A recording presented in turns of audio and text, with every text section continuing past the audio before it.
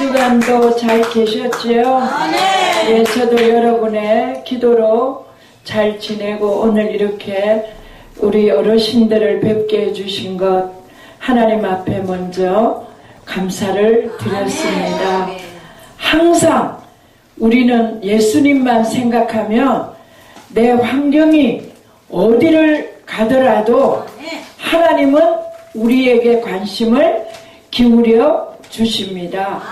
사랑하는 여러분, 저는 여러분을 가슴에 품고 계속 기도해 왔습니다. 그렇기 때문에 여러분, 어떤 상황에서라도 하나님만 의지하면 여러분은 아무 두려울 것이 없습니다. 할렐루야. 오늘 여러분과 저가 같이 은혜 받을 말씀은 제가 그랬죠. 여러분 앞에 저는 성경에 특별한 인물들 가운데도 좋아하는 분이 몇 분 있다고. 다윗, 요셉, 다니엘. 할렐루야. 예, 그래서 제가 여러분에게 선물을 드리고 싶어서 퀴즈도 내었는데 오늘은 바로 세 번째로 다니엘입니다. 누구라고요? 다니엘 3장 17절부터 18절의 말씀을 통하여 그리 아니하실지라도. 할렐루야. 아멘. 과연 무슨 내용이 있길래 그리 아니하실지라도를 하는가? 다니엘서 3장 17, 18절을 우리 사회자님이 봉독해 올리겠습니다. 다니엘서 3장 17, 18절. 네. 3장 17, 18절. 여러분은 귀를 쫑긋해서 무슨 내용이 있나 잘 들으시기를 주의 이름으로 축원합니다. 아멘. 만일 그런 것이면 왕이여, 우리가 섬기는 우리 하나님이 우리를 극렬히 타는 풀무 가운데서 능히 건져내시겠고 왕의 손에도 건져내시리이다. 그리 아니하실지라도 왕이여, 우리가 왕의 신들을 섬기지도 아니하고 왕의 세우신 금 신상에게 절하지도 아니할 줄을 아옵소서. 아멘. 이런 믿음이 여러분에게 꼭 있기를 주의 이름으로 축원합니다. 아멘. 사랑하는 여러분, 이스라엘, 유다는 남유다와 북이스라엘로 결국에는 하나님을 경외했던 그들이 동방의 풍속이 가득해지므로 그들 손에 죄악이 잉태될 때 하나님은 아수르와 바벨론을 몽둥이 찜질을 해서 열방 가운데 흩어 버렸습니다.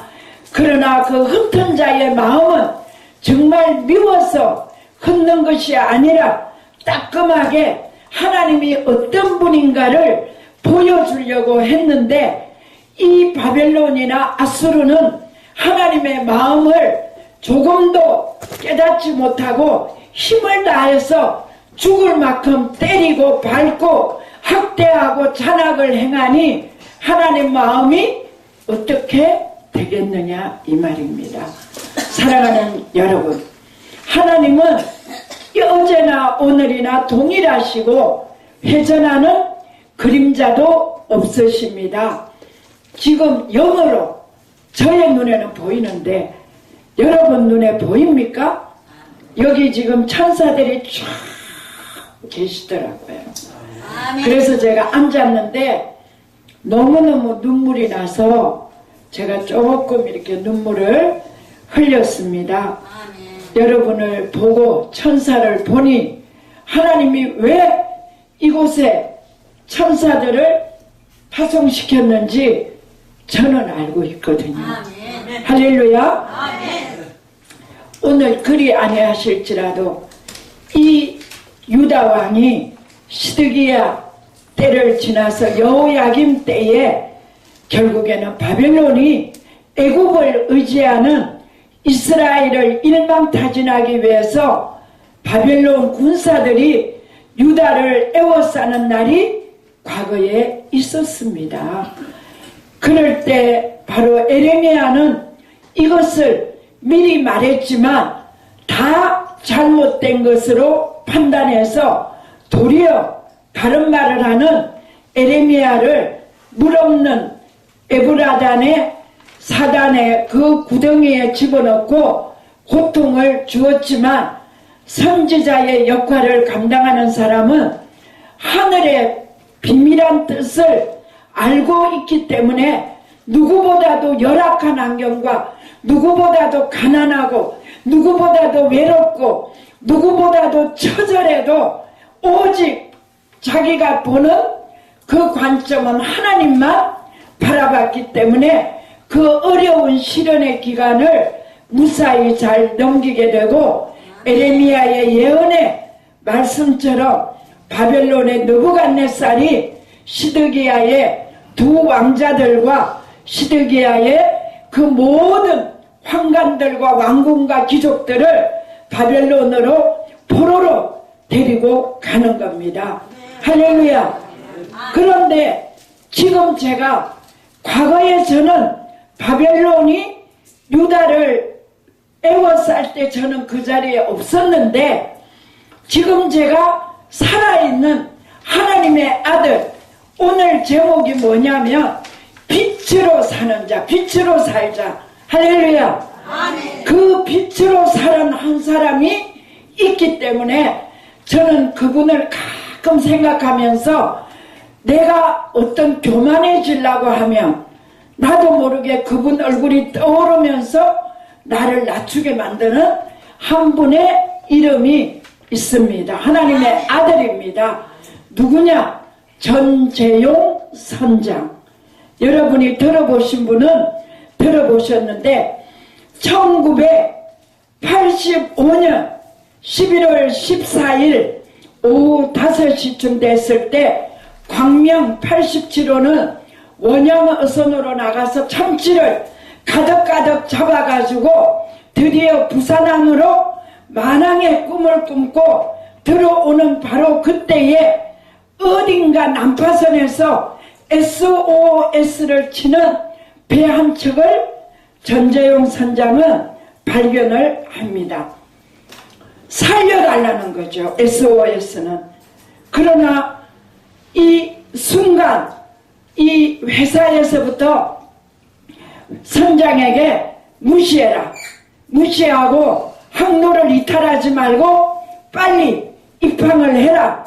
이런 메시지가 왔는데 그러자 이 전재용 선장은 가슴에 한숨을 먹으면서 그래, 저 불쌍한 사람이지만 저 조각배 같은 보트에 몸을 의지하고 오늘 죽을까 내일 죽을까 알 수 없는 저들의 운명이지만 나에게는 회사가 있고 동료가 있기 때문에 돌아서려고 하는 그 찰나에 그는 신학을 했던 하나님의 아들이었어요. 그러자 자기의 모든 미래와 지금까지 쌓아뒀던 스펙, 경력이 한순간 물거품처럼 사라지는 그 순간 그리 아니하실지라도 자기는 이 뱃머리를 돌립니다. 그러자 멀리 베트남이 멸망을 당해서 공산화가 된 바로 그때 난민들이 96명이 그 나뭇잎 잎사귀 같은 그 배에 자기의 운명을 던지고 96명이 타고 25번이나 배를 향해서 살려달라고 SOS에 긴급 요청을 했건만 다 먼 산에 불 보듯 멀어져가는 배를 보고 이제는 죽었구나. 그러는 찰나에 26번째로 전재용 선장이 끄는 광명 87호는 그 난민들을 향하여 질주를 합니다. 그래서 가보니까 어린아이들하고 부녀자들하고 남자분들이 엉켜서 사흘을 굶어서, 며칠을 굶었다고요? 사흘을 굶으면은 남의 담을 뛰어넘지 않으면 그 사람은 정직한 사람이에요. 사흘을 굶은 그 사람들을 보면서 노인하고 여자분하고 어린아이들은 편하게 선장이 계신 그곳에다가 모셔드리고 치료를 해드리고 자기네들이 부산항에 입항할 때까지 먹으려고 했던 그 양식을 그들에게 줌으로써 당국에서는 이분이 난민들을 구출하는 그런 거를 정부의 허가 없이 자기 마음의 생각으로 했기 때문에 그를 기다리고 있는 것은 신병을 확보하는 그런 철저한 조사와 회사에서는 회사의 방침을 어겼기 때문에 해고라는 그런 사형과 같은 그런 일이 생긴 겁니다. 사랑하는 여러분, 96명을 살리기 위해서 자기의 생명까지도 앞으로 미래까지도 완전히 다 던져버린 그런 사랑이 예수 그리스도의 사랑이라고 하는 겁니다. 할렐루야! 과연 여러분은 하나님을 하나님의 자녀라고 하면서 한 명이라도 그런 사람이 생겼을 때 여러분의 장래를 배반지치고 내 미래를 없애면서까지 할 수 있는 분이 몇 분이 있겠습니까? 할렐루야! 드디어 그에게는 엄청난 시련이 왔습니다. 드디어 96명이 서로 의지해 가면서 참치를 잡아가지고 가져왔는데 그것마저도 동이 나고 드디어 입항을 하고 났을 때 결국에는 96명은 뿔뿔이 부산항의 피난처에 흩어집니다. 그러나 그 가운데 피터 노엔이라는 대표 한 분이 가슴에 그 전재용 선장에 대한 감사를 안고 미국으로 건너가서 가족들과 평안하고 안정된 생활을 하고 있는 바로 그 순간에 자기의 목숨을 구해주고 96명을 목숨을 구해준 전재용 선장의 퍼뜩 뇌리를 스쳐 지나가는 겁니다. 그러자 19년 동안을 온 사방박방으로 신문이고 라디오고 해가지고 이분을 19년 만에 수소문을 해서 드디어 찾아보니 그분은 어디에 계시느냐, 통영 자기 고향인 그곳에서 먼게 양식장을 하고 있는 것을 신문을 통해서 편지를 통해 알게 됩니다. 그러자 그분들은 미국에서 안정되고 좋은 생활을 하고 있으니까 드디어 전재용 선장을 미국으로 초청을 합니다. 할렐루야! LA 공항에서 그 피터 노엔과 많은 사람들이 이 프랭카드를 들고 전재용 선장이 오는 비행기를 향해서 출구 쪽을 바라보는데 그때 피터 노엔이 눈동자가 반짝 뜨이면서 달려갑니다. 누구를 보러 갔겠어요? 전재용 선장. 둘이가 껴안았습니다. 온 기자들이 신문방송국에서 나온 분들이 사진을 찍고 인터뷰를 합니다. 그러자 뭐라고 하느냐, 우리가 여기서 빛의 자녀의 역할을 배워야 됩니다. 누구라도 나와 같은 상황이었으면 그렇게 했을 겁니다. 저는 당연히 할 일만 한 것밖에 없습니다. 할렐루야. 96명입니다. 한두 명도 아니고 그 영혼을 살려준 사람이 그렇게 이야기를 하면서 너무너무 겸손한 것을 알고 나니까 우리가 부끄러워지더라고요. 사랑하는 여러분, 내 이익이 조금만 없으면 동료가 좀 더 많이 가지고 내가 어쩌다가 가질 것이 없이 적게 가지면 거기에서 전쟁을 준비하고 입에서 욕설이 나오는 이 시대에 전재용 선장은 우리에게 다시 한번 우리의 지각을 깨우는 귀한 분인 줄 믿습니다. 그래서 제가 전재용 선장 이 이야기를 가는 곳곳마다 어렵고 힘들 때마다 누구를 생각하느냐, 전재용 선자 이분을 생각하며 무엇이라도 견디고 참을 수가 있습니다. 할렐루야. 마찬가지로 이 다니엘은 잡혀간 사람들 중에도 믿음이 뛰어났습니다. 그래서 메삭 아벳느고 사드락 이 다니엘과 세 친구는 믿음이 좋아서 오직 지금은 남의 나라에 포로로 갇혀 있지만 언젠가는 나의 하나님이 누구의 하나님?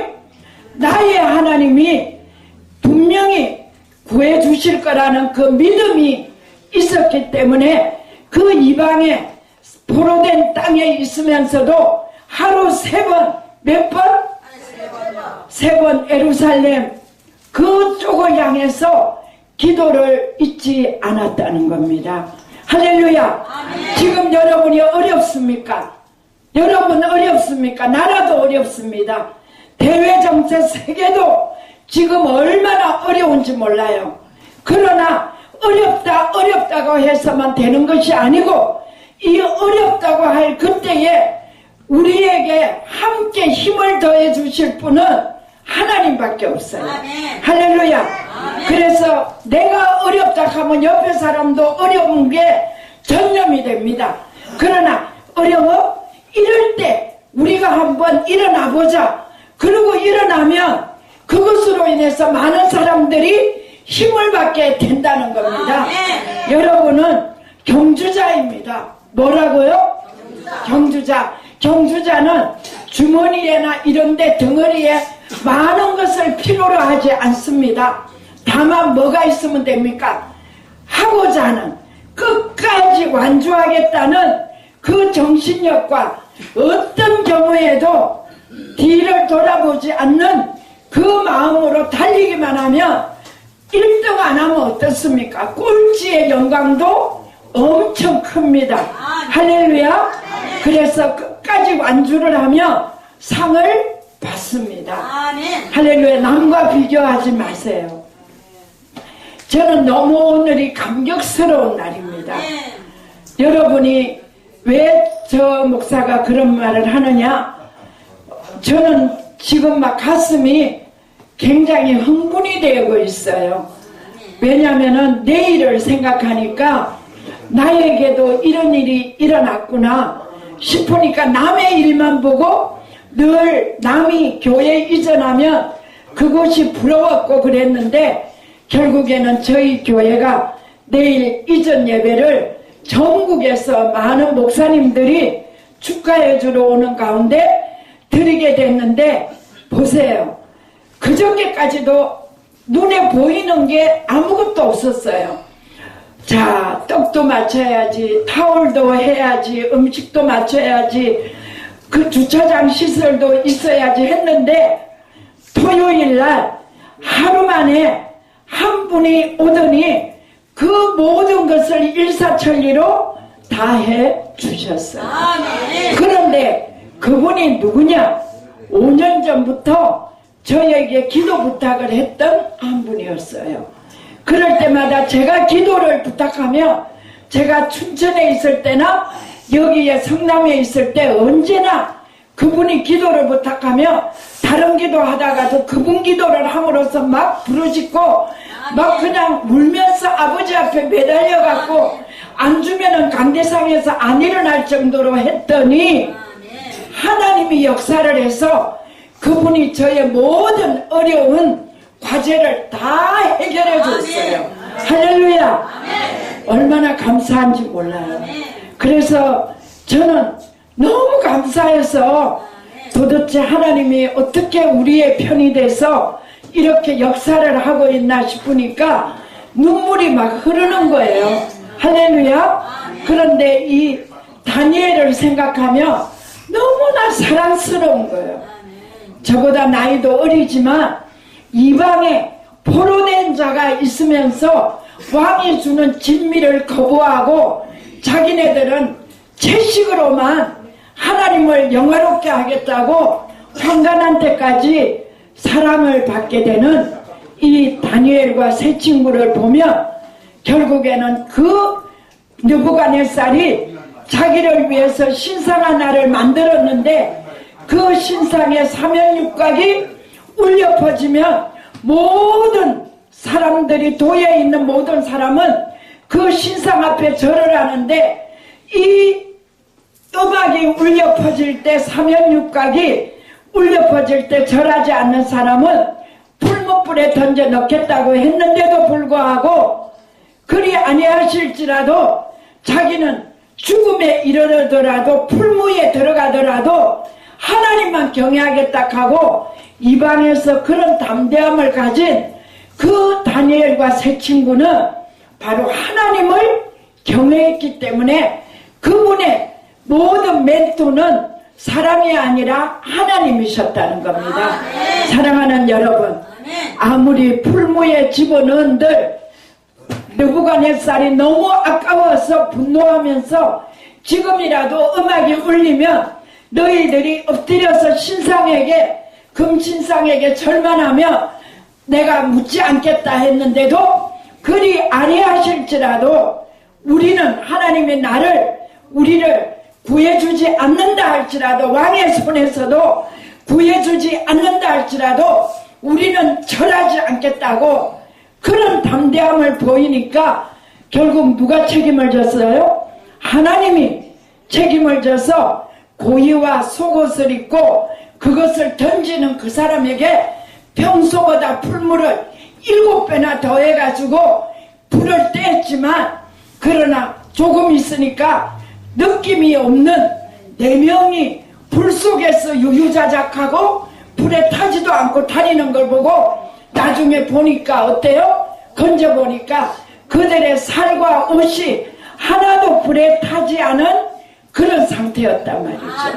그러니까는 너무 놀래갖고 느부갓네살이 앞으로는 이 하나님을, 이들이 사드락 메색 아벳느고 이들이 섬기는 하나님을 믿지 아니하는 자는 그 집을 걸음으로 쪼개기가 하고 그 집을 완전히 멸문지하로 시키겠다고 죽고자 하니까 어떤 일이 있었어요? 사는 일이 있은 거야. 그리고 전재영 선장도 자기는 죽고 예수만 남아서 96명의 생명을 건져주니 그것이 많은 사람에게 회자되고 칭송을 받고 지금까지도 많은 사람들에게 귀감이 되는 전설적인 인물이 통영에서 멍게 양식장을 하고 계십니다. 언젠가 저는 김해가 고향이기 때문에 가는 길에 꼭 전재용 선장님 들려서 정말 좋은 만남을 갖기를 기도하고 있습니다. 사랑하는 여러분, 나라가 위기에 왔습니다. 그야말로 북한의 핵은 우리를 향해서, 트럼프 미국을 향해서 온갖 올무를 놓고 있지만 저 보좌에 계신 하나님이 한 방만 딱 손을 내리며 모든 세계는 그 앞에 잠잠할 수밖에 없습니다. 그러니 여러분, 믿음이 뭡니까? 눈에는 지금은 보이지 않아도 곧 이렇게 될 거라는 생각을 하시고 여러분이 날마다 나라와 민족을 위해서 기도하시고 또 4월 달에는 또 이 교회가 또 다른 데로 이전해야 되는 더 잘 되는 그런 일이 있게 되기 때문에 더 많이 기도하시고 우리 담임 목사님을 위해서, 우리 부목사님 전신홍 목사님을 위해서 또 저희를 위해서 기도하시면 여러분에게 축복된 날이 올 것을 믿으면서 정말 다시 한번 외쳐봅니다. 그리 아니하실지라도, 한 번 더 그리 아니하실지라도, 예, 이 말씀 맺고 모두가 축복받는 여러분이 되시기를 주의 이름으로 축원합니다. 할렐루야. 좋으신 하나님, 오늘은 다니엘서 3장 17, 18절을 통하고 이사야 60장 빛을 발하는 말씀을 전재용 선장님과 다니엘과 메삭 아벳느고 사드락을 통하여 아버지 그들의 믿음을 전수하기를 원해서 말씀을 조명해 보았습니다. 주여, 오늘 이 자리에 온 자들을 마음껏 축복하여 주시고 저들의 삶 속에 주님이 친히 개입해 주셔서 저들의 일거수일투족을 주관하여 주옵소서.